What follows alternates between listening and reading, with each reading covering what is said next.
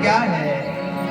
तो पहला ही श्लोक आया है महाराज कि सच्चिदानंद रूपाय विश्वोत्पत्त्यादि हेतवे तापत्र विनाशाय श्री कृष्णाय वयं नमः। कहा गया है सच्चिदानंद स्वरूपाय। सच्चिदानंद का अगर हम संत विच्छेद करें महाराज तो 3 शब्द बनते हैं। पहला शब्द बनता है सत, दूसरा बनता है चित और तीसरा बनता है आनंद। अब तीनों को अगर जोड़ दिया जाए तो सच्चिदानंद हो जाता है। अच्छा महाराज सत क्या है? सत घन, चित घन, आनंद घन। घन का अर्थ होता है घनीभूत कठोर, जो अत्यधिक कठोर हो उसे घन कहते हैं। तो भगवान सत हैं। सत उसे कहते हैं जो कल भी था, आज भी है और कल भी रहेगा, वही सत है।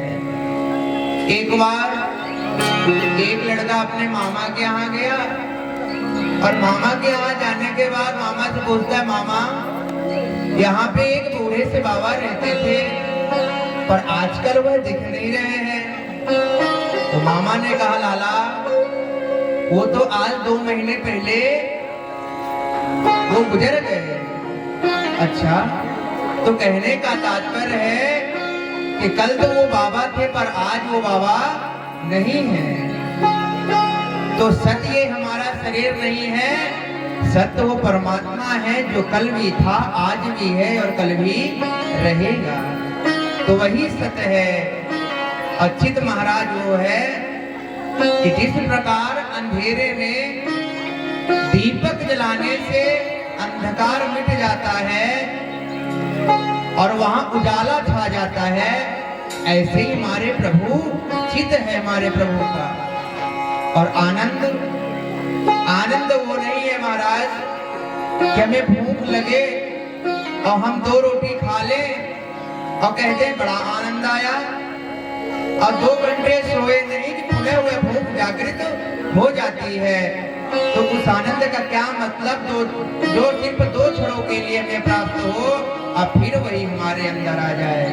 आनंद वो है महाराज कि एक बार पाने के बाद दोबारा लालसा न रह जाए, वही आनंद है। तो हमारे वह प्रभु हैं। तो सच्चिदानंद स्वरूपाय विश्वोत्पत्त्यादि हेतवे, विश्वोत्पत्त्यादि हेतवे, जो विश्व की उत्पत्ति करते हैं, पालन करते हैं और अंत में संहार कर देते हैं। पहले हमारी उत्पत्ति करते हैं, फिर उसका पालन पोषण करते हैं और अंत में फिर संहार कर देते हैं। ऐसे तापत्र विनाशाय,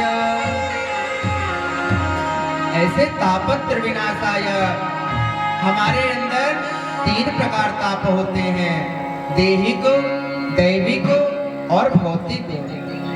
देहिक ताप वो है महाराज जो हमें हमारे शरीर के द्वारा हमें पीड़ाएं मिलती हैं, उसे देहिक ताप कहते हैं। जैसे हमारे शरीर में कहीं पे कुछ हो जाए तो हमें दर्द दे तो हमारे देहिक ताप होता है।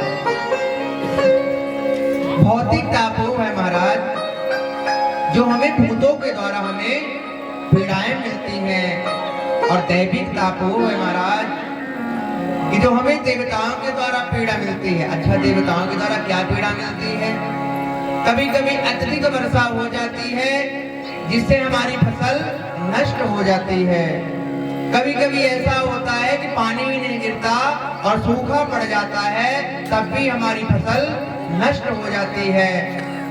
ये दैविक ताप हुआ। ऐसे तापत्र विनाशाय श्री कृष्णाय वयं नमः। ऐसे श्री कृष्ण केवल कृष्ण को प्रणाम नहीं किए हैं, श्री लगाए हैं। श्री का अर्थ होता है श्री जी, राधा जी। यानी केवल हम कृष्ण को प्रणाम नहीं कर रहे हैं, हम राधा कृष्ण को हम सभी मिल करके प्रणाम करते हैं। नैमिषारण्य की पावन भूमि में सूत जी महाराज शौनकादि 88,000 ऋषियों को यह मंगलमयी कथा सुना रहे हैं। आप सभी ने सुना होगा कि नैमिषारण्य में कथा को सुनाया, पर वह महाराज नैमिषारण्य है क्या? नैमिषारण्य कहते किसे हैं? जब शौनकादि 88,000 ऋषियों के मन में यह संकल्प जागृत हुआ कि हमें 1000 वर्ष का यज्ञ करना है, तो उन्होंने स्थान ढूंढना प्रारंभ किया कि कौन से स्थान में 1000 वर्ष का यज्ञ किया जाए। इस प्रकार हम 7 दिन की महाराज कथा करते हैं तो हमें महीने लग जाते हैं ये जगह फिक्स करने में कि कौन से स्थान में कथा की जाए।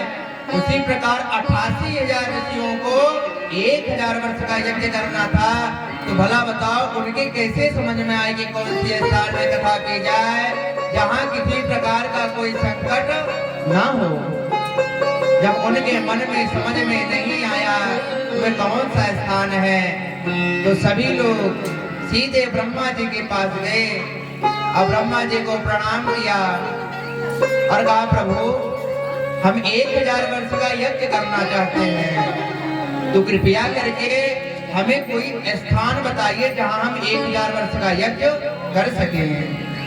ब्रह्मा जी ने एक चक्र छोड़ा और कहा यह चक्र जाकर के जहां गिरेगा इसकी नैमी जहां शांत हो जाएगी उसी स्थान में तुम 1000 वर्ष का यज्ञ कर सकते हो।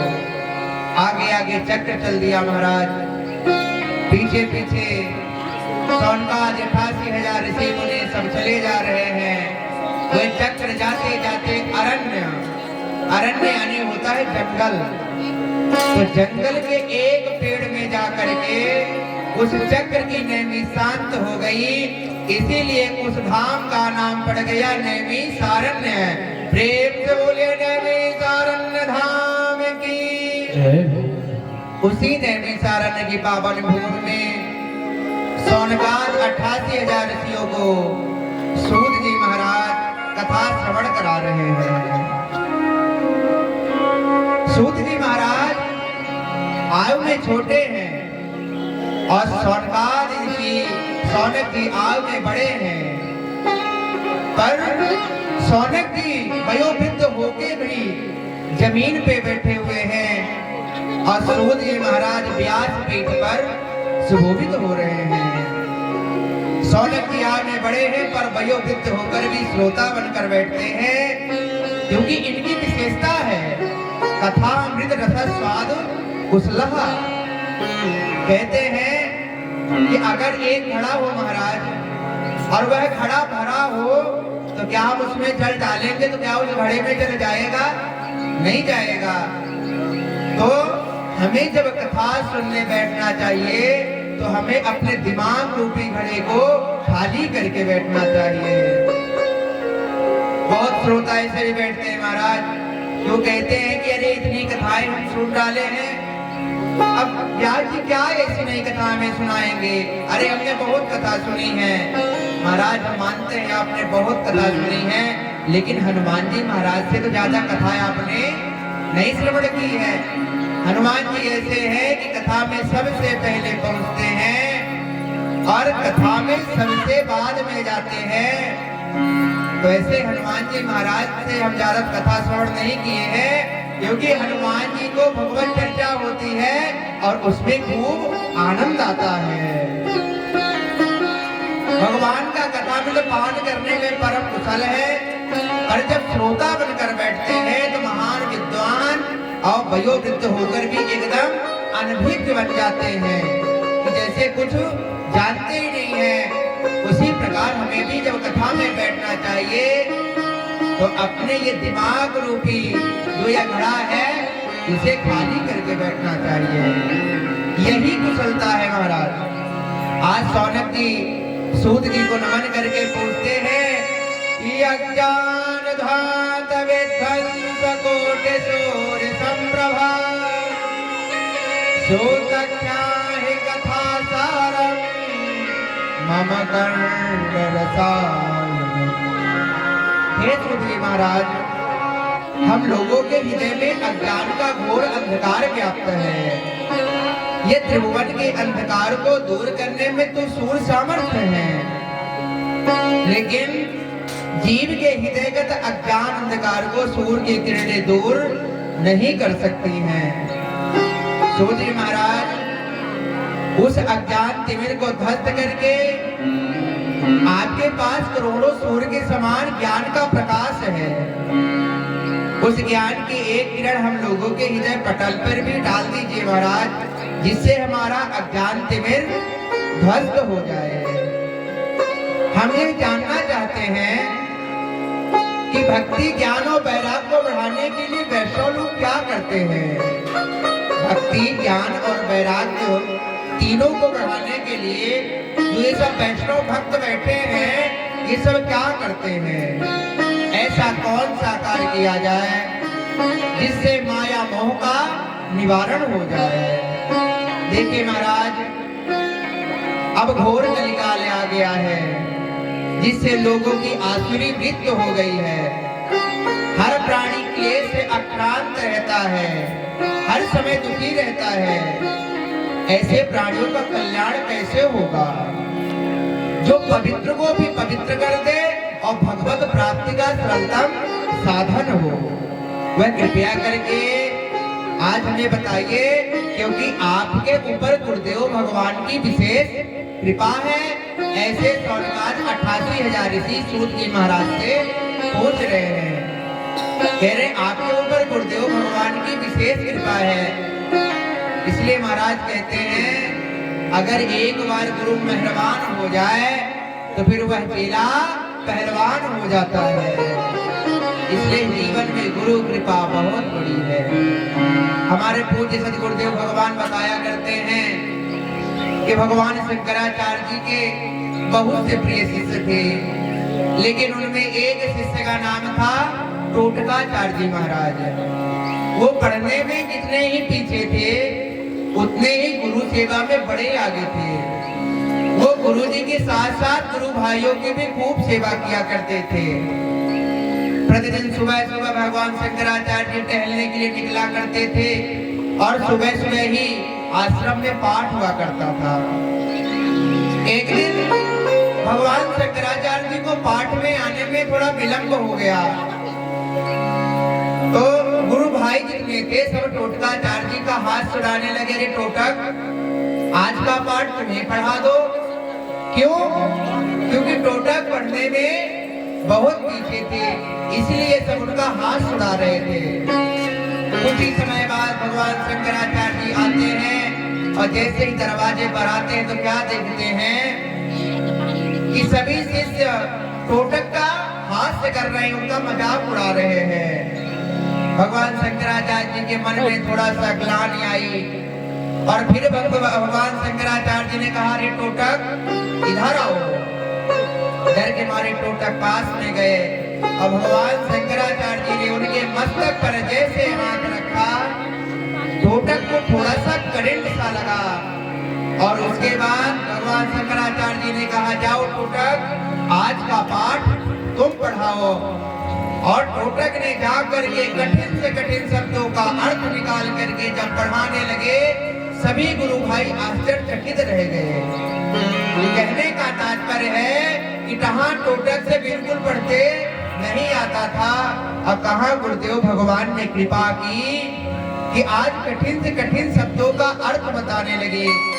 इसीलिए कहते हैं, गुरुदेव मेहरबान हो जाए तो फिर वह चेला सदैव के लिए पहलवान हो जाता है।